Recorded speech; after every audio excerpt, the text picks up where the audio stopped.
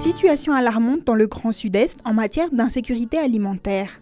Des habitants de Farafangan, de Befutak, Tikung et de Nuusvark notamment se trouvent en situation d'urgence.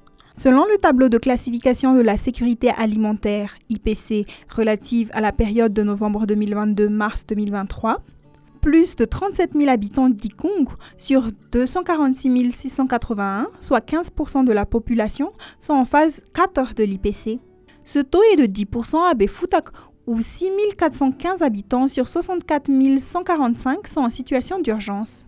À Nuusvark, ils sont 14 980 sur 299 604 habitants, soit 5%, à être classés en phase 4.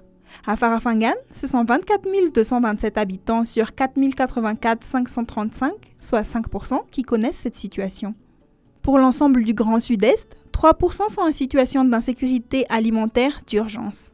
27% sont en situation de crise, c'est-à-dire en phase 3 sur le tableau de l'IPC.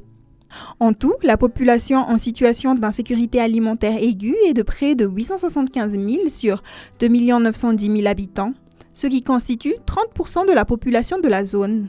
Cette situation est notamment due à la forte intensité des cyclones Patsrai et Mnati qui ont frappé la zone durant le premier trimestre de 2022. Ces cyclones ont considérablement troublé la saison agricole et ont même eu des impacts sur la grande récolte. À cela s'est ajoutée la sécheresse constatée durant les 3 derniers mois de la contre-saison. Le rapport de l'UNICEF indique qu'en 2022, même en période de récolte, les districts de la zone se sont trouvés en situation d'insécurité alimentaire aiguë.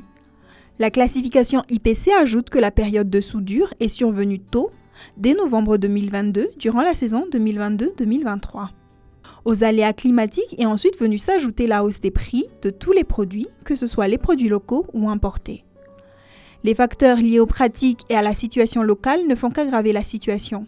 Pour ne citer, le faible accès à une source d'eau améliorée et les problèmes d'assainissement. Les données de l'IPC indiquent que dans le Grand Sud-Est, 70% des ménages n'ont pas accès à une source d'eau améliorée, 60% des ménages n'ont pas non plus de toilettes et pratiquent la défécation à l'air libre. Tous ces paramètres influent la situation nutritionnelle de la population. Et alors que la situation en matière de sécurité alimentaire a connu une légère amélioration dans le Grand Sud, le relèvement de la situation post-cyclonique se fait de façon très lente dans le Grand Sud-Est.